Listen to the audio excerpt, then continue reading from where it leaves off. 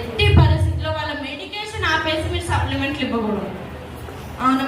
Clear అయి point అందరికి? Okay. So మనకి టైప్ 2లో ఏంటంటే మీకు సప్లిమెంట్స్ అక్కడ డయాబెటీస్ ని రివర్స్ చేసే ఛాన్స్ ఉంటుంది అలాంగ్ విత్ దర్ మెడికేషన్స్ ఎక్కడైనా. ఎందుకంటే టైప్ 2 డయాబెటీస్ అనేది మనకి లైఫ్ స్టైల్ సరిగ్గా లేనందువల్ల వస్తుంది.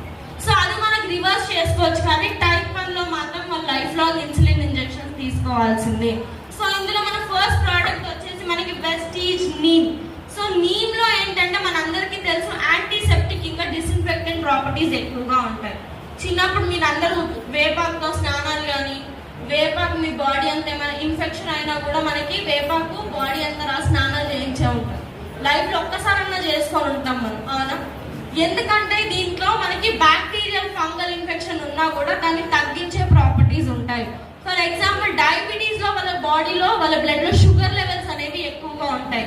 సో వాళ్ళకి ఫంగల్ ఇన్ఫెక్షన్స్ తొందరగా క్రియేట్ అవుతాయి. ఏమైనా దెబ్బ తగిలినా కూడా తొందరగా మానవు, అక్కడ ఇన్ఫెక్షన్స్ ఫామ్ అవుతాయి.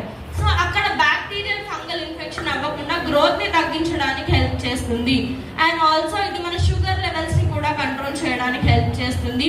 సో మీరు నీమ్ స్టార్ట్ చేస్తున్నారు అంటే ఒక ఫస్ట్ 20 days తీసుకున్న తర్వాత 10 days గ్యాప్ అనేది ఇవ్వాలి.